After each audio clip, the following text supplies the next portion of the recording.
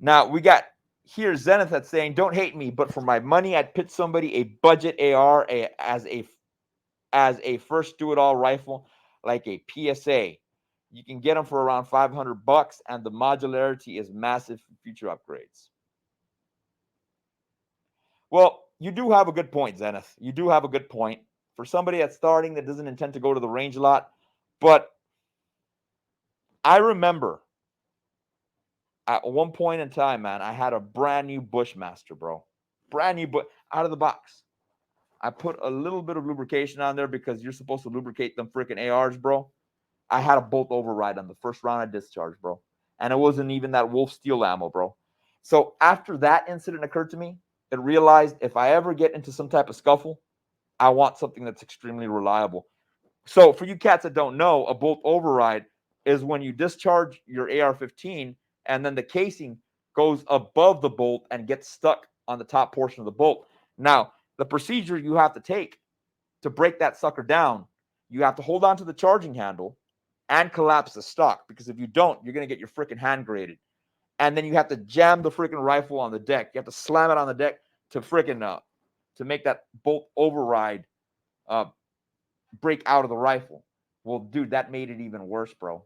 That made it even worse. So I slammed it 3 more times and I couldn't get couldn't get it out of there. So after that incident occurred with me, you could say I was a little bit, I don't want to use the word traumatized. Traumatized, too big of a word. After that incident happened to me, I told myself I'm never buying a budget AR-15 again because of that shit. So from there, the cheapest AR-15 that I ever bought was BCM, and then I would go to Daniel Defense.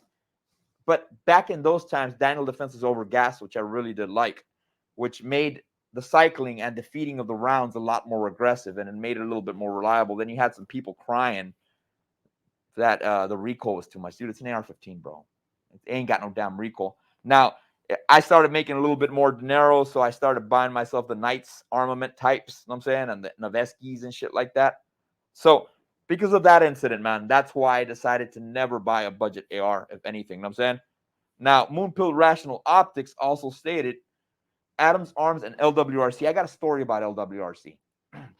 LWRC, I went to Costa Ludus's course. For you cats that don't know who he's I think he's one of the founders of Magpul Dynamics. And I ran his course. I had an LWRC, which I lent to one of my buddies, former business partner. And he ran that sucker, bro.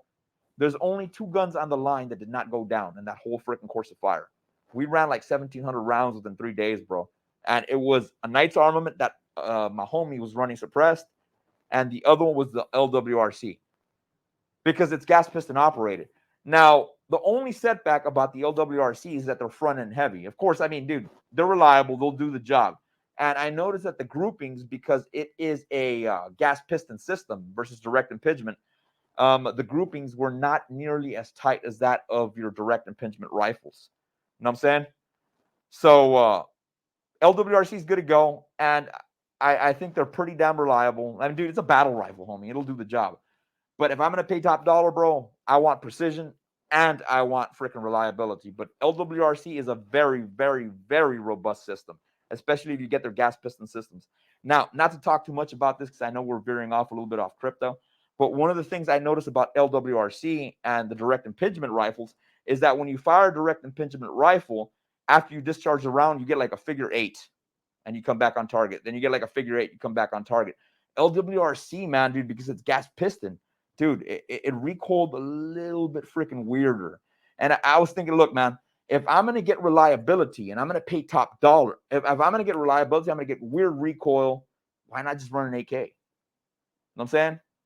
I'd rather run an AK-74 if I'm concerned about the caliber or a lot of the recoil and shit. That's why I'd rather run the AK-74 than an LWRC. So if I had to choose between an LW or a freaking AK, I would go with the AK-74. Of course, the battery of arms on the AR-15 is a lot faster. You could reload faster and do all that other shit. But with practice, man, the AK-74s and the AK-47s, you can get pretty quick at them too. But for the most part, majority of people don't train, man. You know what I'm saying? All right, man.